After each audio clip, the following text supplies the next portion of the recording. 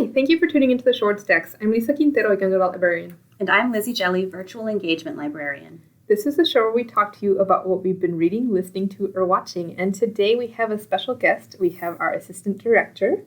Hi. Emily. Emily's going to be talking to us a little bit about mysteries.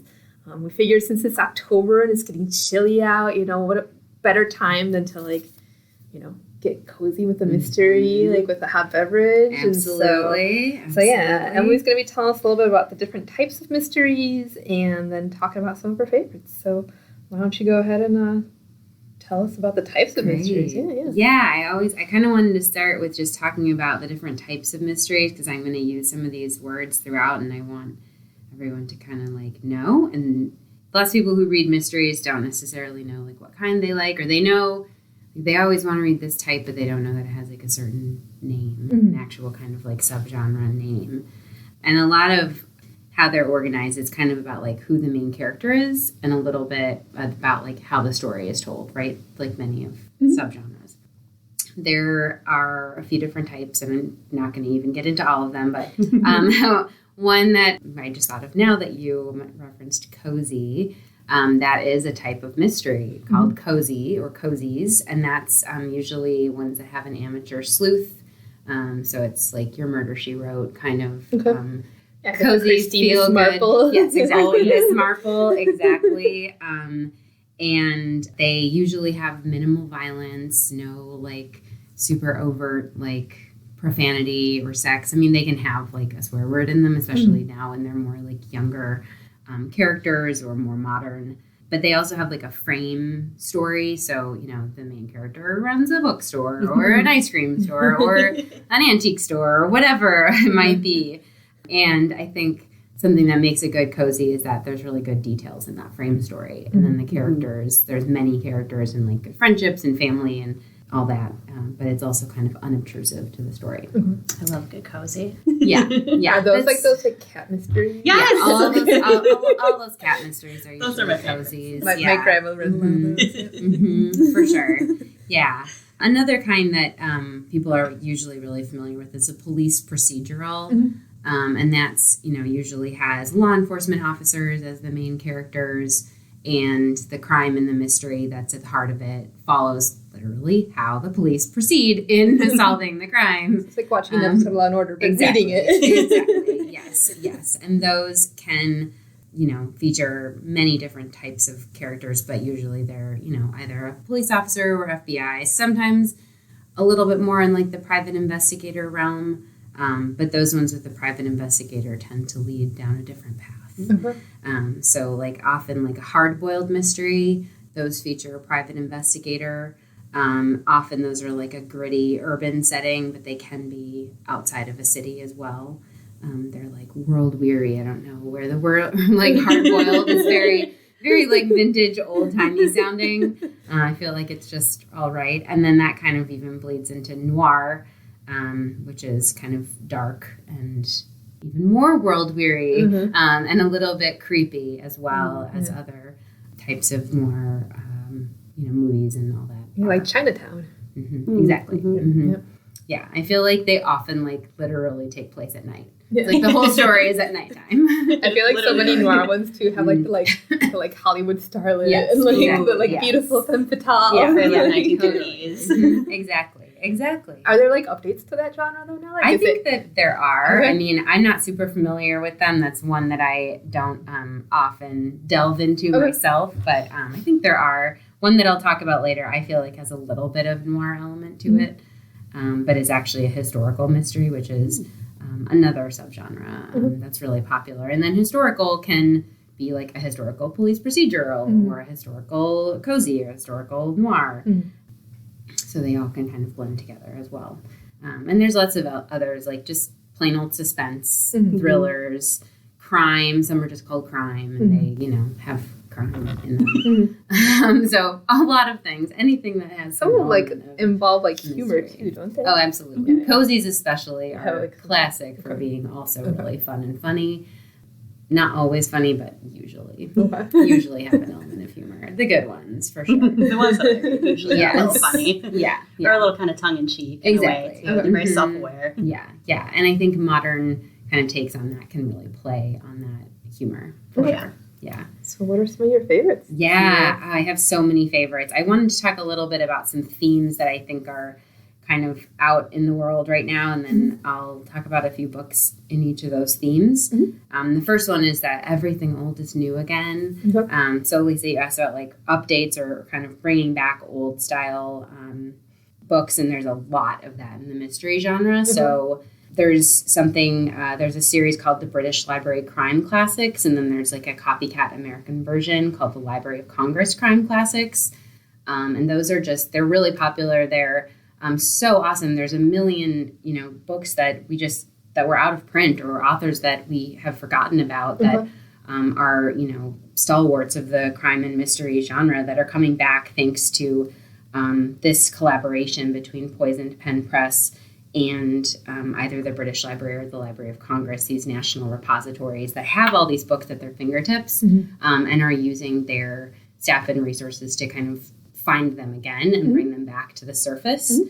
So that's super cool. And those are really popular, that people are going back and looking at things that were written much earlier in the 20th century. Usually they're pretty much all 20th century books. And they just keep coming. There's like no shortage of them. I feel like there's like 7 British Library Crime Classics a year or maybe more that they're just pulling out all the time. So they're really great. So if you're looking for something older, I think those are cool. There's another cool reprint that I've become aware of that we just bought for our collection. It's by Joseph Hansen, and it's a Dave Brandstetter series. Hansen, he won a Private Eye Writers of America's Lifetime Achievement Award in 1992, really primarily for this Dave Brandstetter series. And he died almost 20 years ago. But so this book these series has kind of been out of print or had a really low profile. But it's hard-boiled mysteries, originally published in the 70s. And what's really cool about them is that they feature an openly gay main character, which just doesn't happen a lot. And especially in genre, especially for something in the 70s, like there's a lot of firsts. And they're a little bit dated, but they're short and they're fun. And they kind of have this like 1970s Columbo vibe to me that I really like because I love Columbo. Even though they're not historical, I can see like feeling like you're in a historical time. Exactly. Yes. Yeah. And so I think that's really cool. A really good one to check out to kind of, especially if you're a fan of the genre, to look back in time and see, who kind of shaped it. There's a lot speaking of some of the classics, like Agatha Christie just never goes away because she is literally maybe the best ever. There's a brand new book called Marple, which is 12 modern authors' takes on Agatha Christie's very famous, as you mentioned earlier, Miss Marple, and it just doesn't get old. There's always tons of Anglophiles and mystery fans who want to kind of revisit Christie's worlds and her writing and even her own personal life. So there's a new biography of Agatha Christie that's just coming out that actually has a waiting list. There was a recent YA mystery, I don't know if you remember it, Lisa, called The Agathas, where a character uses like Christie's storylines to solve a mystery. There's The Christie Affair by Nina de Gramont, and I think there's others that all are about Christie, like famously disappeared for this short time at the height of her fame, and there's a lot of speculation about why that happened. So authors like to kind of examine that story and take their spin on it. I didn't know that. I'll have to look into that. Yeah. So she's got a really interesting life beyond being like an amazing, very prolific, formative author. Yeah, and like they recently redid one of her books into the movie The Death on the Nile. Yes. Yeah, exactly. Yep. So she's There's absolutely, and her Hercule Poirot, who's on in the Death on the Nile. There's new Poirot mysteries being written because Christie's estate has granted author Sophie Hannah the ability to write new Poirot mysteries. Oh, cool. So they keep coming out even now, like forever later. Just doesn't stop being popular. Another one, obviously, is Arthur Conan Doyle, who wrote Sherlock Holmes. Another classic mystery. And a take that I love on Sherlock Holmes. There's many that explore the world of Sherlock Holmes, but one I love that I think is super cool is by Kareem Abdul-Jabbar, And he wrote the Mycroft Holmes series. And there's 3 only. The last one came out in 2019. I'm really hopeful that he writes more because he's awesome. He's like a self-described Holmesian and just this like super amazing basketball player who writes really, really good books. So if you're a Sherlock Holmes fan, I think that one's really worth exploring. Yeah, so you just can't get away from the old classics and mysteries. Another theme I see is, and this is a theme, throughout all of publishing, is really that publishers are really making an effort to ensure that all people are represented in their books, both in the authors and in who the characters, the stories are about.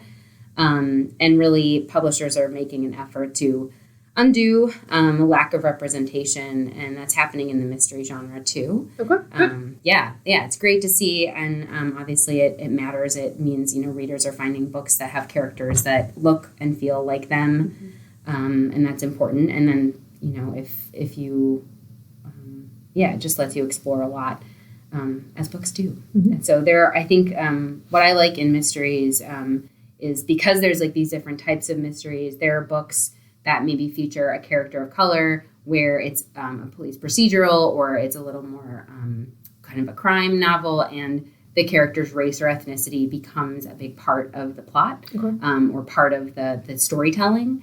And then where you might see that differ is in a cozy, where they're a little less likely to kind of go on the, sort of the socio-political elements of things, but you still have, like these gay main characters or a black main character, and they might, mention little things, but it isn't necessarily as much of a big part of the plot.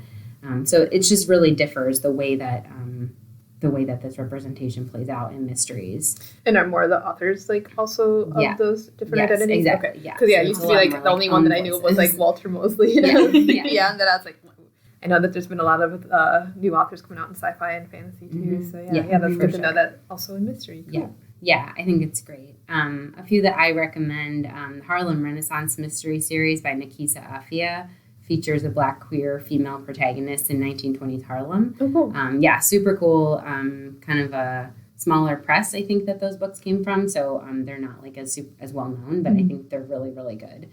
Abby Collette has written a couple of series. The Ice Cream Parlor series is a cozy set in suburban Cleveland, and as indicated by the title, the main character runs an ice cream parlor.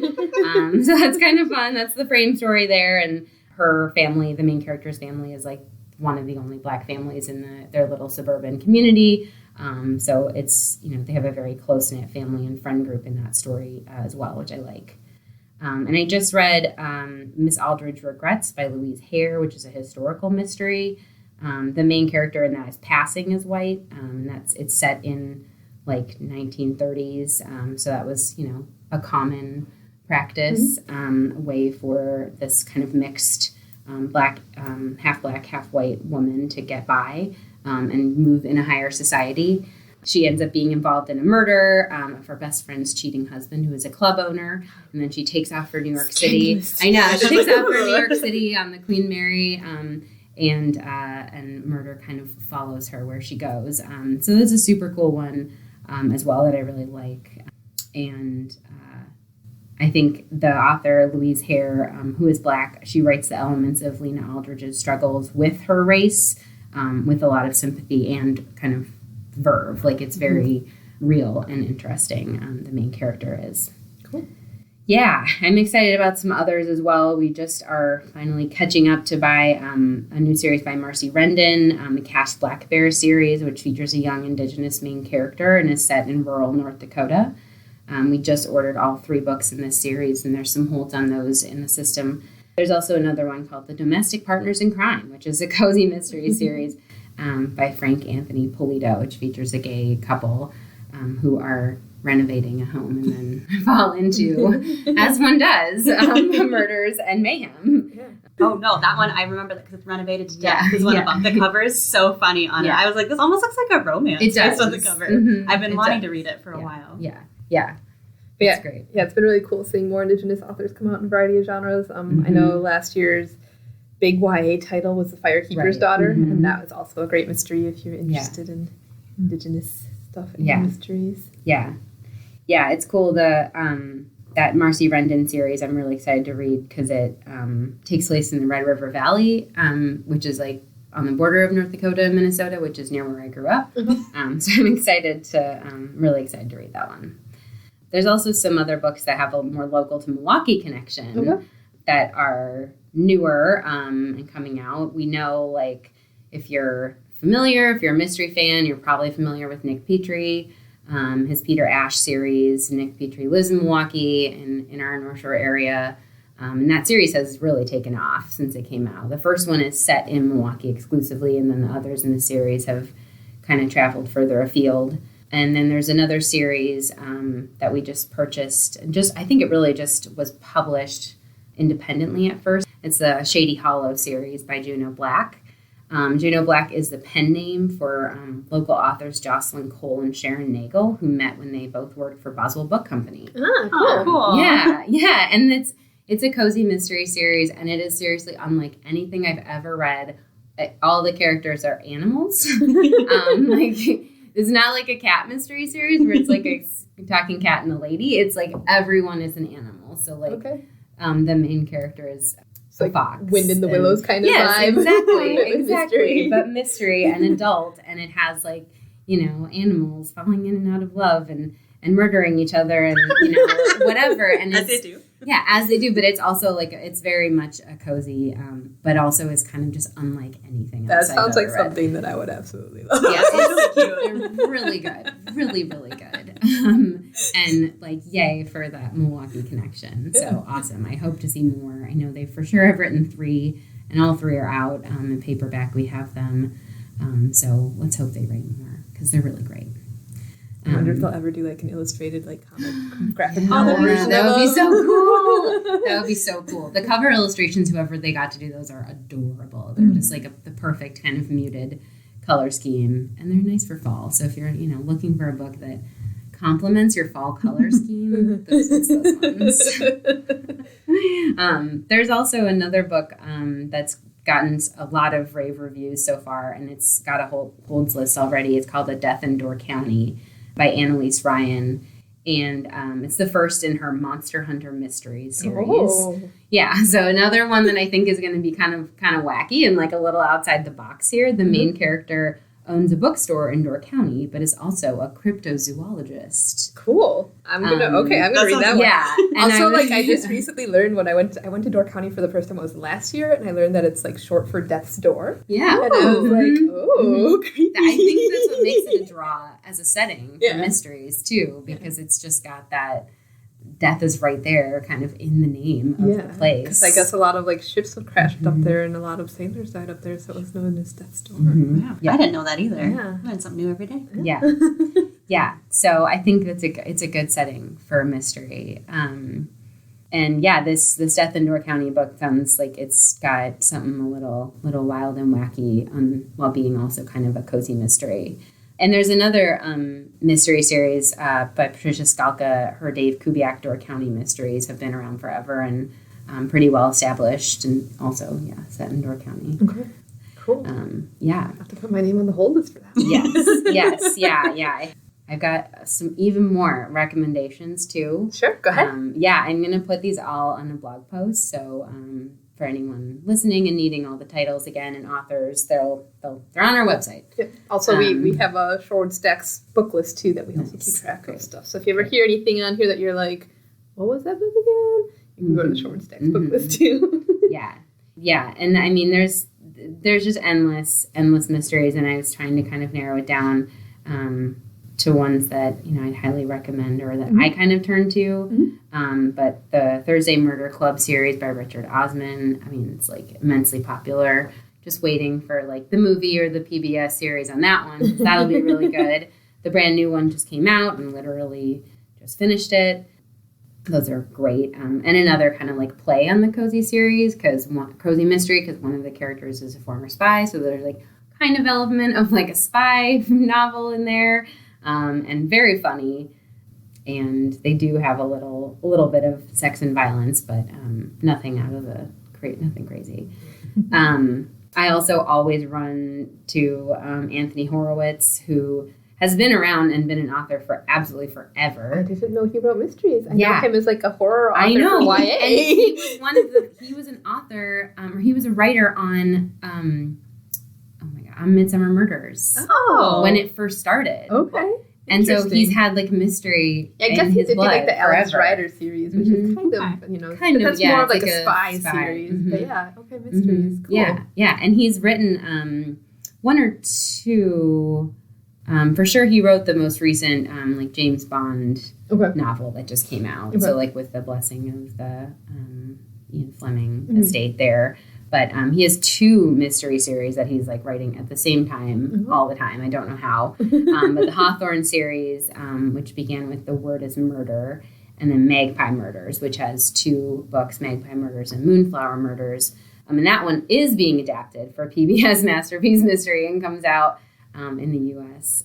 This month. Okay, I thought that sounded familiar. I was like, where have I heard yes, that's where you've heard it. But his are just awesome. They tend to be kind of longer. Okay. They completely defy any kind of genreification other than their mysteries. Like the Magpie Murder series, one of them has like a book inside of a book. Okay. Like it's just really great. He's a fantastic author. And then he puts himself as a character in the Hawthorne series. So it's like... it's bonkers, but great. Like he's just a guy. He's just in it. Yeah, I don't know. I mean, he's like one of the main characters. He's okay. Yeah, he's not like Stanley just popping up in every Marvel movie. He's not. He's like a main character in it. It's like how do people come up with this stuff? I don't know. Yeah. A couple others that I really enjoy. The Inspector Chen Gao series by Chu Xiaolong. That's been around forever. And it takes place in like 1990s China. Okay. So just a super interesting look. It's kind of a police procedural, but it's got like political elements and it's really good. So if you like your mysteries set elsewhere, I think it's a great series. I always will grab any book by Ashley Weaver. She writes historical cozies kind of. She has a couple of series.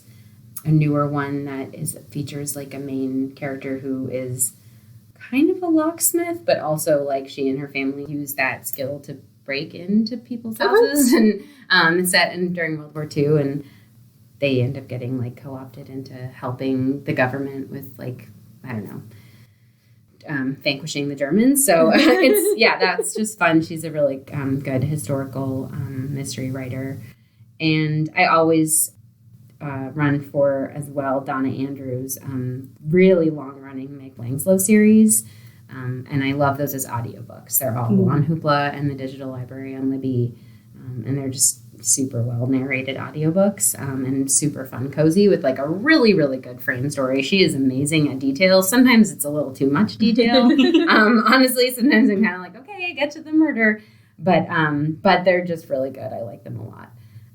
So I've got a real grab bag of mysteries that I love. I'm curious in mystery, like adult mysteries, because I know this is the thing that's been happening a little bit in YA. Have they done any mysteries where they're like a podcast?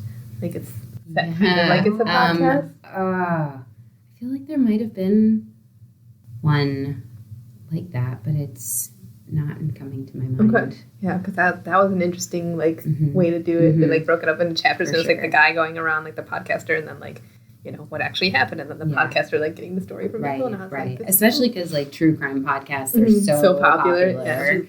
Yeah. The one that I can think of off the top of my head that's a YA one is called Sadie. It's about this girl that goes missing. But I was just curious if that's something that they're doing in adult stuff too. Yeah, I'm sure it is. I'm sure that it is. I mean, there's tons of things I didn't get close to covering here. We could talk for the rest of the day. But yeah, I'm sure it is, because that's definitely popular. Yeah. I need to find mysteries too that are like the first season of True Detective, because I love the first season of True Detective, and I'm like, all right, I need something that's weird like this. Really weird, gritty. Yeah, absolutely. Yeah, I'm sure there are. I don't often turn to like the really gritty kind of weird. That's me. Yeah, definitely are. There definitely are plenty. So I like that we all have like our own reading. Very different tastes. That's good though. Good recommendations. Exactly. Yeah, that we can recommend things to all of you listeners. Exactly. Because, I like the weird. I like the like as you hear me, like yes, I'll read the book about the animals being people. The animal one sounds really good. And the one about the cryptozoologist. Yeah, and I love the cat mystery, so we got it covered. Yeah, exactly. Yeah, I've actually never read a cat mystery, but I've read a dog mystery. They're so good. If you like cat mysteries, I would recommend Sophie Kelly's Magical Cats mysteries. It follows a Minnesota librarian and her 2 cats as they solve murders. It's really silly, but it's as a romance reader who likes a happy ending, it's about as close as you can get in a mystery setting. And I love cats too, so. Yeah. And the cats are magic, if you didn't get that from the title. And they're magic. That's a great thing. That's something I love too in mysteries is like I said, the frame story where they work at this kind of store and there's just endless ways that can be put together. So it's okay, this is the person who works at the antique bookstore in the small town in the northern place where there's a blizzard or it just, you can't, it just goes on and on. It's really fun and hilarious. Cool. Yeah. So take a look on our website for Emily's blog post coming up to see these titles. And you can always check it out on our book list as well. Absolutely. We will put the link in the episode description for you. Yeah. All right, Lizzie, library news. Oh boy. It is officially fall at the library, which means we've got a million things coming up for you this October. So, as you may or may not know, October is National Friends of Libraries Week, and I think it's the second week of October. And as part of that, the Friends of Shorewood Public Library are having an even bigger used book sale than normal. So stop on by, check it out. There will be some extra carts in the lobby. Rhyme and Read Lapsit continues this month as well on Tuesdays. We also have some great adult events coming up this month, including a Balance Your Plate workshop on Tuesday, October 18th at 2 p.m., right in the afternoon. If you want to get started with ebooks, anything like that with library resources digitally, stop on by on Wednesday the 19th for Digital Resources 101 between 10 a.m. and 12:30 p.m. I will be there myself to help you out getting started with your devices. We also have the AM Book Club coming up on Thursday the 20th, and this month they are reading, a real classic, Brave New World by Aldous Huxley. Mm-hmm. For children and families, we've got a building bonanza coming up on Friday the 21st at 2 p.m. in the lower level of Village Center. And of course, the event you've all been waiting for, the Great Pumpkin Hunt returns this October. I know you're all excited. I'm still trying to figure out how I'm going to decorate my pumpkin to top last year's. It's tough. It's really tough. So I hope you're all excited. But that kicks off on Monday, October 24th. We will have guides available here at the library or on our website as well. We also have one last big adult event this month. In partnership with the Shorewood Historical Society, we have A Century of Shorewood Architecture coming up on Wednesday, October 26th at 6:30 p.m. As always, if you have any questions or comments for your hosts, you can email us at shorewoodstacks@gmail.com. Thanks for listening and be well.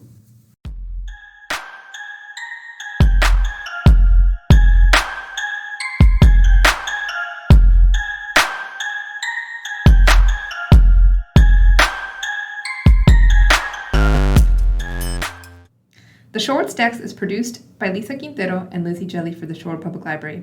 Music for the show is by Kevin MacLeod. The song is called Ice Flow and can be found on incompetech.com.